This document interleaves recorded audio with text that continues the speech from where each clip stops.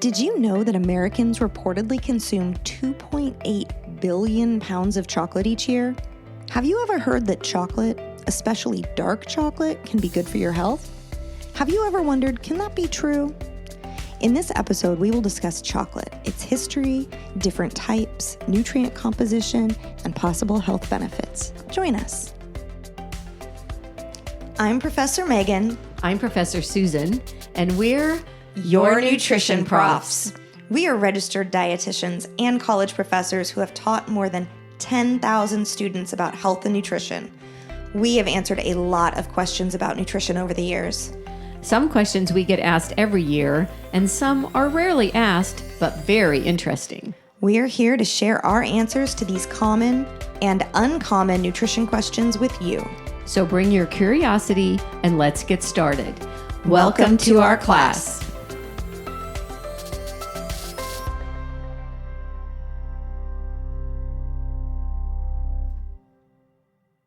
Hey, Megan, guess what? What? Can you believe this is our 19th episode? Oh my gosh, that's amazing. I know, right? We've done this 19 times. I know, I can't hardly believe it. We're really enjoying doing this podcast, and we hope you guys are enjoying it too. And I see that today you have a bunch of chocolate bars in front of you. Yes. Is that for Halloween? No. No. It is for our episode that's all about dark chocolate, and is dark chocolate really healthy for you? But it just happens to be right before Halloween. So maybe what we share today can help you guys inform your chocolate choices for your Halloween candy. Are we going to eat some chocolate? Oh, you know we are. I brought a variety of chocolates, especially dark chocolates, for us to try while we try and tackle the question, is eating dark chocolate good for you? I really love dark chocolate. So I'm looking forward to this episode. Every once in a while, you see a news headline about chocolate and health.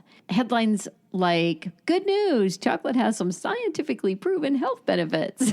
I've also seen dark chocolate is now a health food. Here's how that happened. And fairly recently, I saw break out the chocolate. FDA recognizes cardiovascular benefits of cocoa flavonols.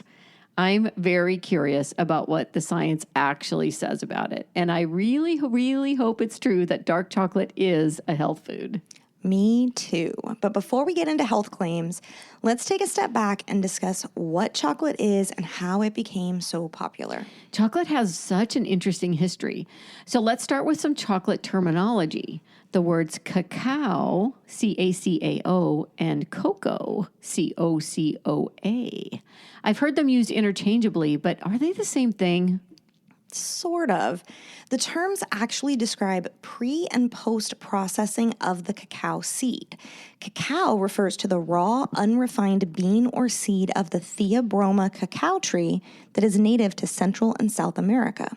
Cacao is used to make cocoa, which in turn is used to make chocolate.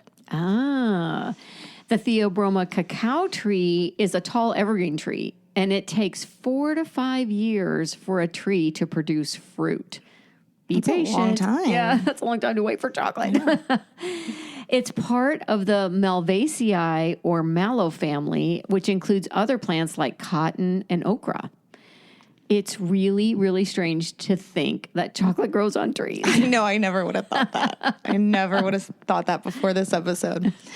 Well, while it's unknown exactly how long humans have been consuming it, the earliest traces of cacao are from pottery used 5,300 years ago in South America. 5,300 years ago? That's like 800 years before the Egyptian pyramids were built. Whoa, when you look at it that way, that's really wild. It is. Well, 2,000 years later, the Maya in Central America reportedly considered cacao sacred and a gift from the gods. I totally agree with that. The trees actually produce these flowers in clusters along the trunk and older branches, and then the flowers become fruit, and these are the cacao pods. And these cacao pods are shaped like little footballs. They start out green, but as they ripen, they turn yellow to orange. And once they're ripe, they weigh about 1 pound each. Wow. Yeah. And when you break open the pod, you see white pulp, and it's got within the white pulp, there are 20 to 60 seeds, and those are actually the beans. And the beans, that's the real chocolate treasure. So if you roast the beans, they become the main ingredient in chocolate. The Maya were the first known to roast these cacao beans. They ground them down, mixed them with water and various spices, things like vanilla, maybe even chili peppers, into this bitter fermented drink that they called drink of the gods. Fun fact, the term theobroma comes from the Greek words theo for God and broma for drink. It actually sounds kind of delicious. Yeah, and we discussed this drink of the gods back in our snack-isode about meme sapote. Oh, yeah. Yeah. Meme sapote seeds were sometimes included as an ingredient in this drink of the gods. You know, that meme sapote fruit was really pretty tasty. Yeah. If you haven't had a chance to listen to that episode, check it out. Definitely. Well, this drink was thought to have mystical and medicinal qualities. It was used in sacred ceremonies and funerals, but also consumed as an energy booster and even an aphrodisiac. Cacao was so prized that it was used as currency for trading in the 15th and 16th century. It's also been reported that the 16th century ruler Moctezuma II drank 50 cups a day to increase his libido. 50 cups a day. I know. I wonder if that worked. There's no way to know. I'm also kind of wondering about mole sauce in Mexican cuisine. Some people call mole the national dish of Mexico, and there are many, many varieties of mole, and the main ingredients are various forms of chilies, but some recipes also add cacao nibs or chocolate to give it a creamy, velvety texture and a unique flavor. You know, I'm not actually sure I've ever had mole. Well, it's one of my husband's favorites, but it can take several hours to make, so we've never made it at home. I don't blame you. Only restaurant mole for us. A 16th century friar wrote about an Aztec dish with a sauce that used pepitas or pumpkin seeds, various chilies, tomatoes, and chocolate to honor the Aztec god of fire. It was called chamul mole, and maybe where the word mole comes from. That makes sense. Another great use for chocolate. Spanish conquistadors introduced chocolate to Europe in the 1500s. They sweetened the cacao beverage with cane sugar, and it was soon considered a symbol of wealth and power. Chocolate was so highly valued that Europeans began to establish colonial plantations all around the world to grow cacao and sugar. Of course they did. I know. In the late 19th century, chocolate production was revolutionized. In Switzerland, Henri Nestle produced the first milk chocolate bar. And separately, Rodolphe Lindt invented a machine that allowed for mass production of milk chocolate. Meanwhile, in the U.S., Milton Hershey created an assembly line production of chocolate and eventually established an entire factory town called Hershey that's located in Pennsylvania. And all those names we just mentioned, Nestle, Lindt, Hershey, those should all sound very familiar to chocolate lovers. For sure. And Hershey, Pennsylvania, it's still cranking out the chocolate. I really want to go. Yeah, I'd like to go and see it as well. Well, today, chocolate is a $127.9 billion industry. Wow, I believe it. I've definitely contributed my share to the $128 billion. Me too. Well, interestingly, while the cacao tree is native to the tropics of Central and South America, today Africa is the top producer of cacao in the world. Specifically, the Ivory Coast produces nearly 40% of all cacao in the world, and Ghana is a close second. Now, some of you may be asking, can I grow a cacao tree in my backyard? Well, if you live in a tropical area like Florida or Hawaii, then probably. If you live elsewhere in the U.S., then you may be able to grow one in a greenhouse, but the trees can get about 30 feet tall. Oh my gosh, you need a really tall greenhouse, everyone. Yeah, I think you see them at botanical gardens and things like that. You know, they have fancy greenhouses. The trees like really hot temperatures and high humidity and partial shade. They have very shallow roots, and they rely on insects for pollination, so you kind of have to know what you're doing. But if you're interested in trying to grow one, there are several good websites out there that explain how to do it. Good luck. that has been a brief history of chocolate. So let's talk about types of chocolate. All right. Well, not all chocolate is created equal. There are several different varieties, starting with its precursor, cacao. As we stated earlier, straight cacao is just that, cacao beans, minus the shell and the pulp, so nothing else. And the beans can be purchased raw as crushed up pieces or nibs, or it can be powdered. They say it can be quite bitter, although some sources say they have kind of a citrusy flavor. Yeah, I've even heard these cacao nibs called a superfood because they are high in antioxidants, minerals, and vitamins. But they're also 40 to 50% fat, so they are high in calories. We've got pics on our website, so check it out, yournutritionpros.com. Well, cacao becomes cocoa once the beans are roasted, but a lot of sources use the terms pretty much interchangeably. Right. Chocolate liquor, spelled Liquor, is created by grinding roasted cacao beans into a smooth, liquidy paste with nothing else added. It doesn't actually contain any alcohol and is naturally just over 50% cocoa butter or fat. So this would be considered pure chocolate. Chocolate liqueur, on the other hand, is alcohol, usually whiskey or vodka with chocolate added, and makes a good martini. Well, bitter chocolate, also known as baking chocolate or unsweetened chocolate, is a solid that's made from pure chocolate liquor that typically has little to no sugar added, but that's not always the case. It's used in baking, and it's rarely consumed by itself. So when I was a kid, there was this time my mom was making, I don't know what she was making, a cake or cookies or something. She had a container of baking chocolate. And I was like, oh, I want some chocolate. And she's like, no, you can't have any of that. And I was like, Mom, I really want some chocolate. She's like, you're not going to like it. It's not meant to be eaten. Mm-hmm. And finally she relented. I had a piece and it was not meant to be eaten straight. She was right. She was right. Yeah, it's pretty bitter. Well, semi-sweet or bittersweet chocolate is also called dark chocolate, and it must contain at least 35% chocolate liquor, but can have widely varying amounts of added cocoa butter and sugar. So this is the most versatile of all the chocolates. Milk chocolate is a mixture of chocolate liquor, cocoa butter, milk, and sugar. It must contain at least 10% chocolate liquor and 12% whole milk. Milk was first added to chocolate in the late 17th century, but as we stated before, Nestle modernized it in 1867 to the milk chocolate we know and love today. And this is the most common type of chocolate consumed in the U.S. The last type of chocolate, white chocolate, is actually not technically a real chocolate. It's a blend of cocoa butter, milk, and sugar, and does not contain any chocolate liquor or cocoa solids. Imposter. You know, I'm actually not really a fan of white chocolate. Yeah, me either. I think it's a little waxy sometimes. Yeah, that's exactly the word I would use. Yeah.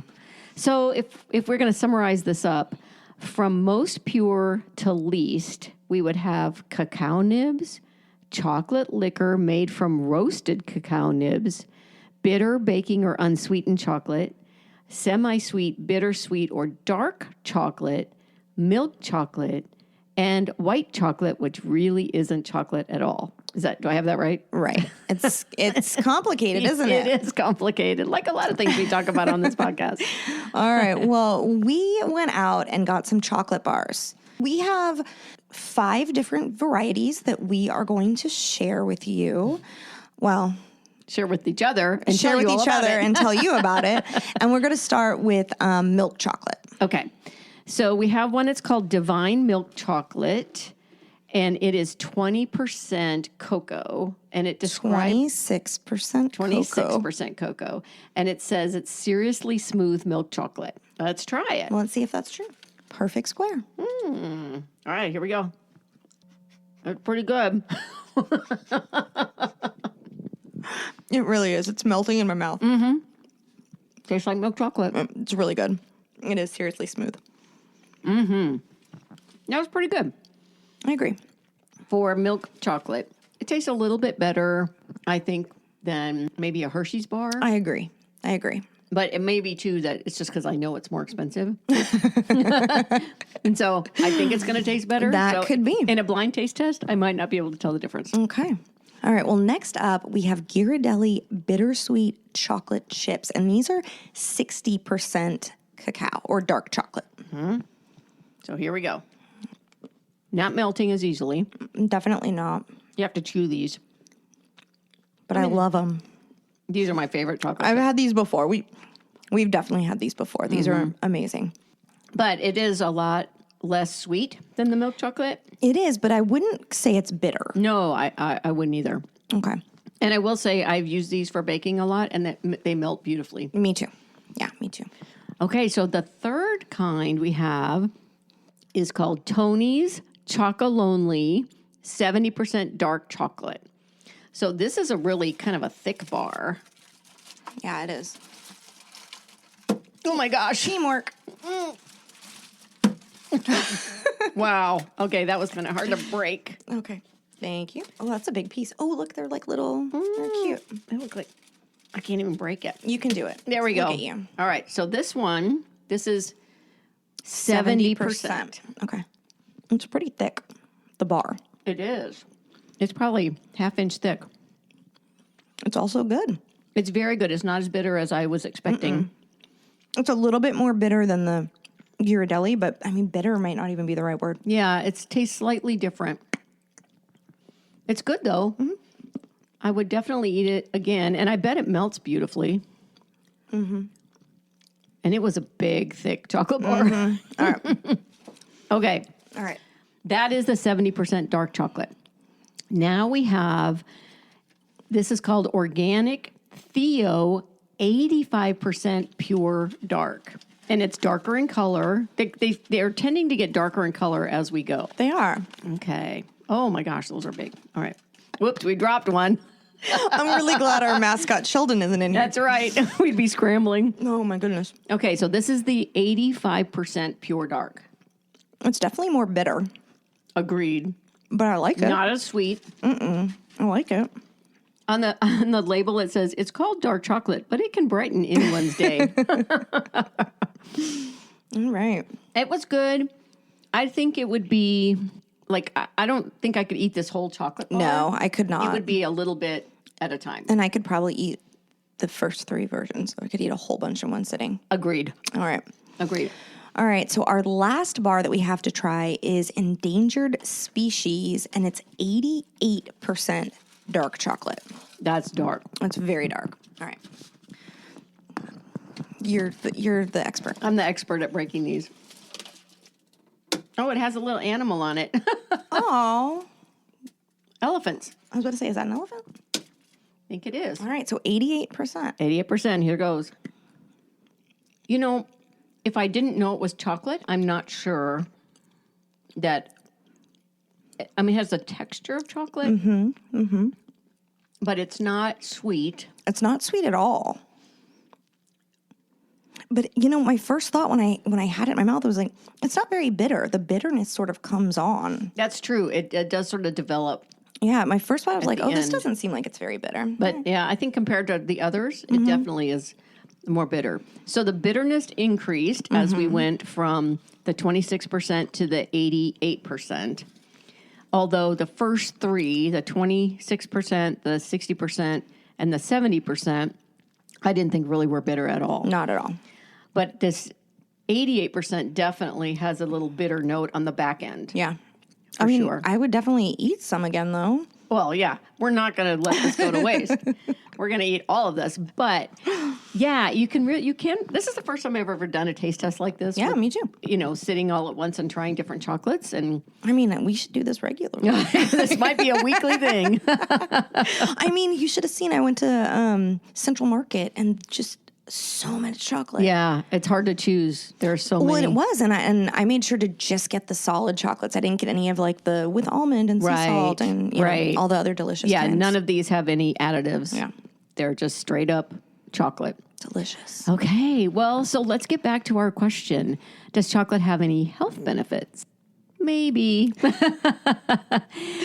This gift from the gods was thought to provide wisdom, aid in digestion, relieve constipation, stimulate the kidneys and liver, and treat anemia and fever while strengthening the heart.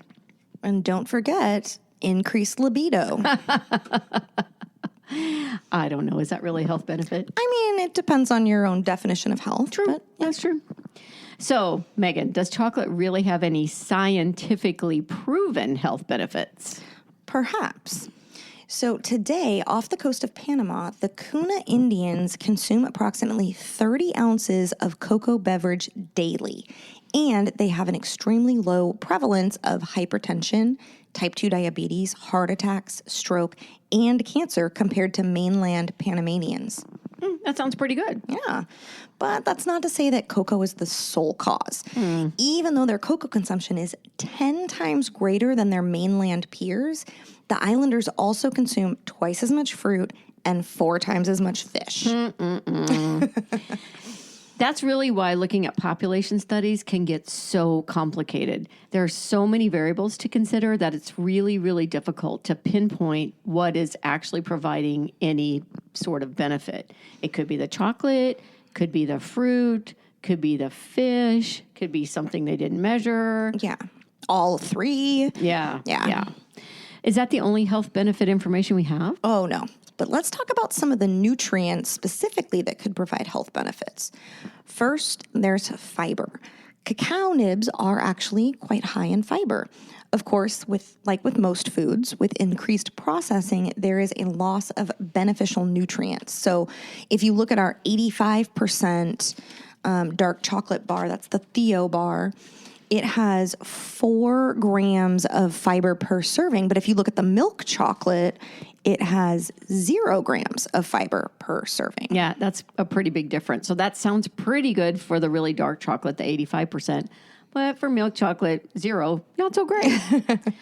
We can actually get a lot more fiber by consuming a slice of 100% whole grain bread or half a cup of raspberries. So the darkest chocolate sounds good, but Americans eat a lot more milk chocolate. So chocolate so far isn't sounding too beneficial. True, but how about this? The darkest chocolate, think like 75% or more, will provide 9% of the RDA of magnesium for men, and that's 3 times what it is for milk chocolate. That sounds pretty good. Yeah, and magnesium is required for protein synthesis and muscle relaxation, energy production. It provides over 31% of the RDA for copper, which is important for iron transport and brain development. And finally, 25% of the RDA for iron for adult men and postmenopausal women. And iron is essential for the transport of oxygen in the blood. So those minerals, magnesium, copper, iron, they're pretty important for overall health. So now dark chocolate is sounding a little bit better. Yes, but perhaps most importantly, really dark chocolate provides several phytochemicals. So we've discussed these in previous episodes, guys, remember? These are the non-nutrient-based substances in food that provide additional health benefits, such as antioxidants.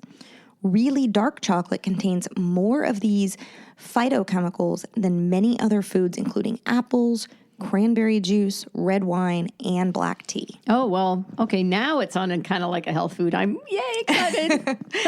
Well, the main phytochemicals present in the cocoa bean are polyphenols and flavonols. Flavonols in cocoa contribute to its bitter taste, and as cocoa is processed, we lose much of that bitterness. Very dark chocolate has 5 times the flavonol content as milk chocolate. And we noticed the bitterness difference. We definitely did. You know, as we went, if you go backwards from the 88% down to the 26% milk chocolate. Another important compound in cacao is something called methylxanthine. The 2 most abundant methylxanthines are caffeine and theobromine. Most people have heard of caffeine, but maybe not theobromine. Yeah, and remember, cacao comes from the Theobroma cacao tree. Very good. Several benefits have been linked to theobromine, including cough suppression, prevention of tooth decay by hardening tooth enamel, improved lung function in those with asthma, increased sleep duration, which is interesting considering caffeine is linked to the opposite, and a few more, some of which we're going to discuss in a bit.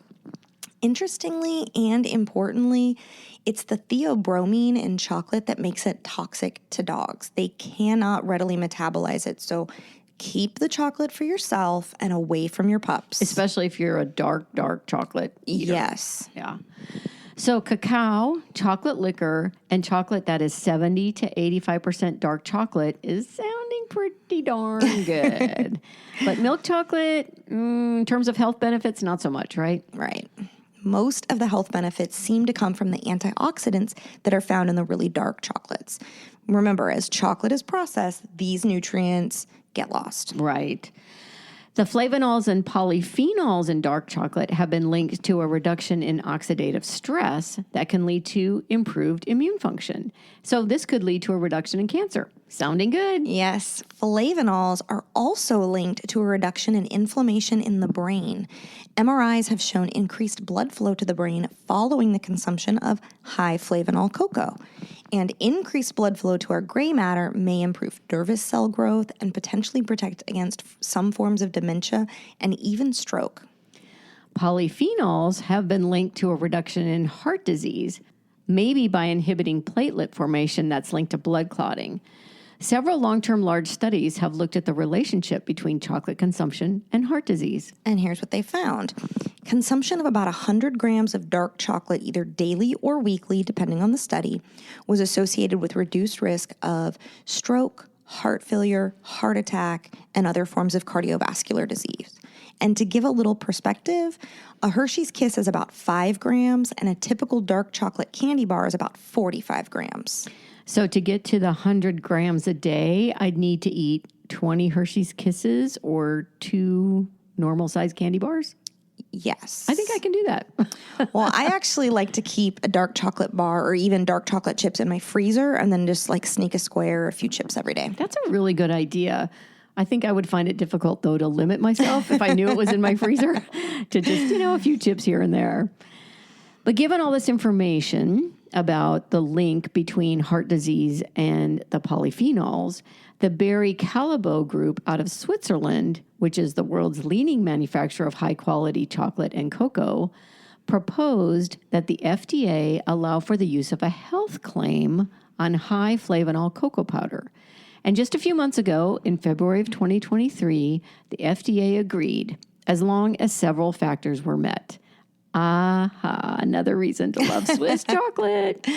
Well, the FDA agreed to the wording of 4 claims, one of which is very limited scientific evidence suggests that consuming cocoa flavonols in high flavonol cocoa powder, which contains at least 4% of naturally conserved cocoa flavonols, may reduce the risk of cardiovascular disease.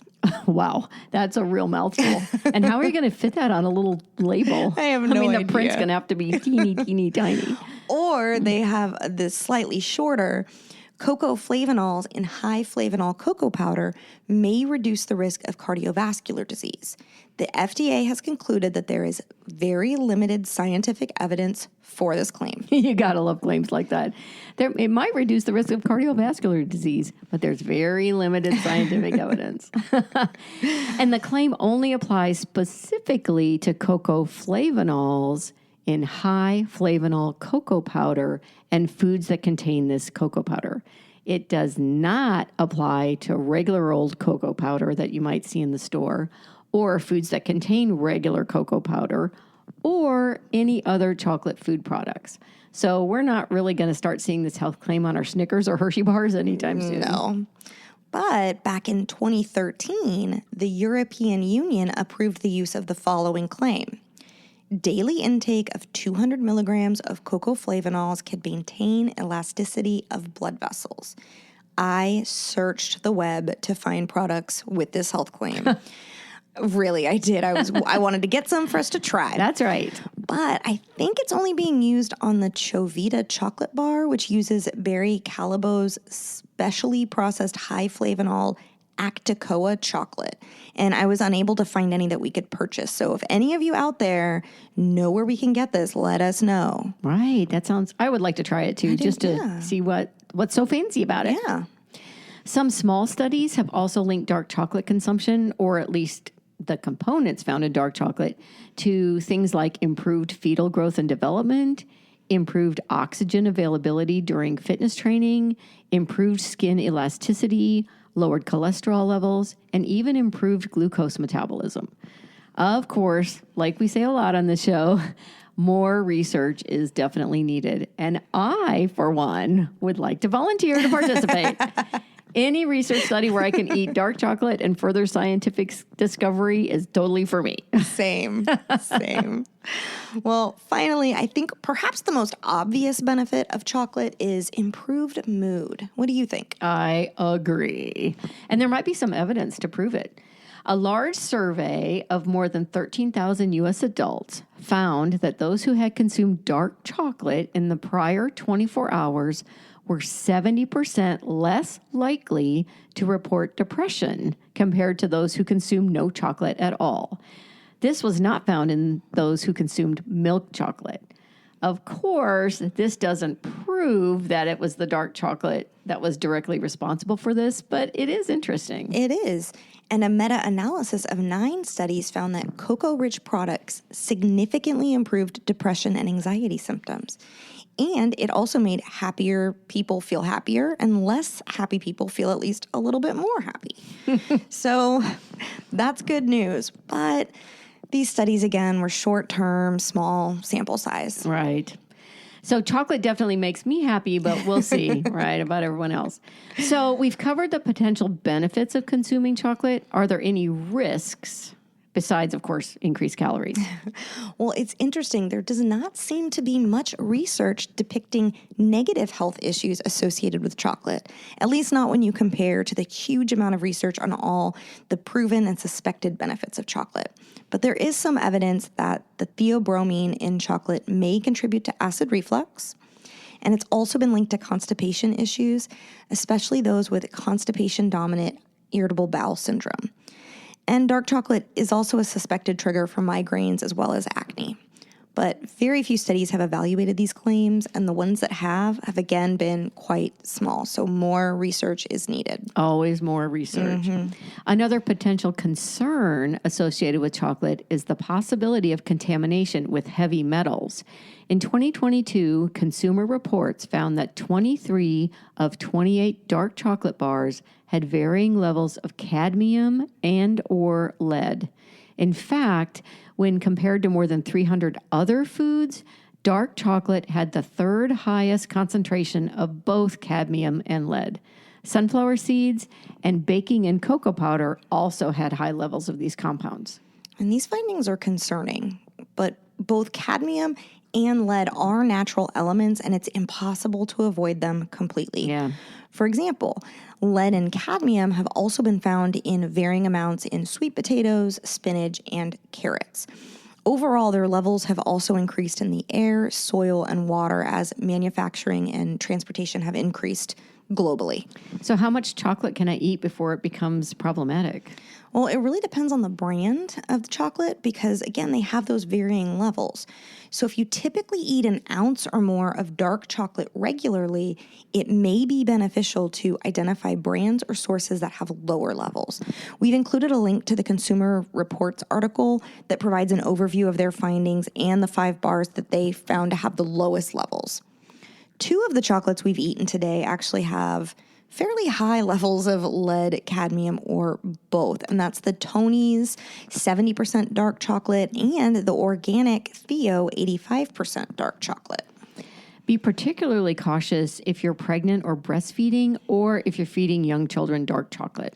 Another aspect of the chocolate industry that may surprise you and is highly concerning are accusations of human rights violations. Yeah. As we stated earlier, Africa is the largest producer of the world's cacao. And a lawsuit was recently brought by former child workers in the Ivory Coast against some of the largest chocolate companies, including Mars, Nestle, and Hershey.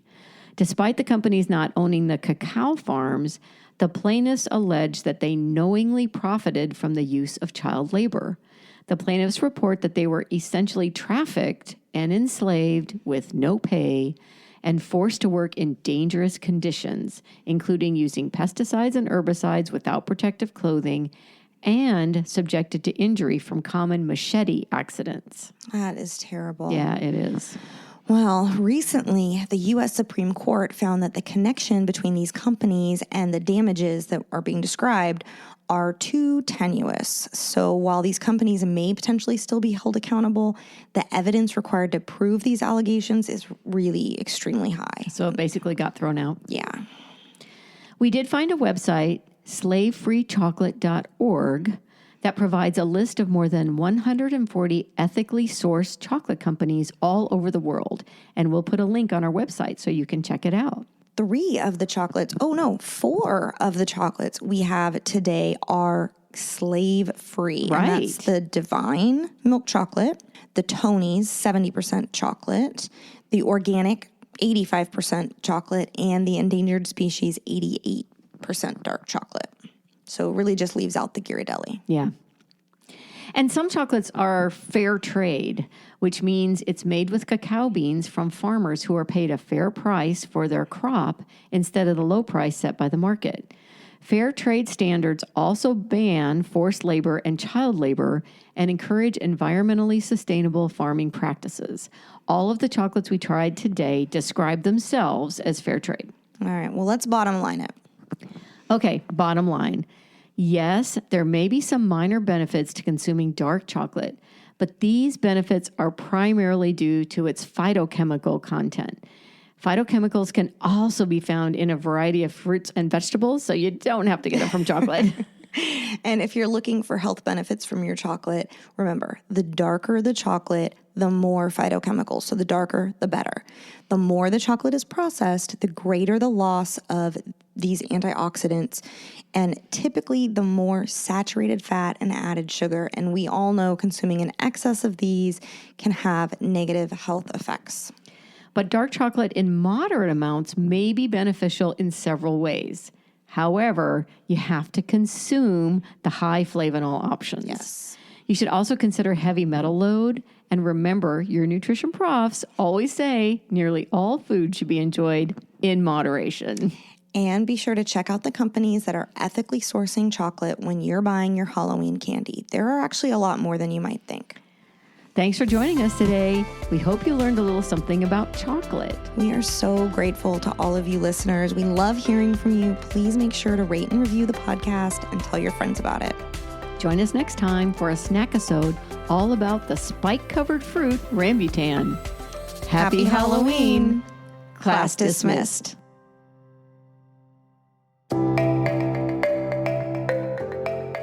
We hope you enjoyed this episode. You can find the show notes and a list of sources on our website, yournutritionprofs.com. Your homework is to follow us at Your Nutrition Profs on Instagram and to listen to our next episode. You can listen on Amazon Prime, Apple Podcasts, Spotify, or anywhere podcasts are found. We'd appreciate it if you'd like us, write a review, subscribe, and invite your family and friends to join us too. If you have a nutrition or health question you'd like answered, let us know. We may do a show about it. Send an email to yournutritionprofs@gmail.com or click on the Contact Us page on our website. Thanks to Brian Pittman for creating our artwork. You can find him on Instagram at BrianPittman77. See you next time.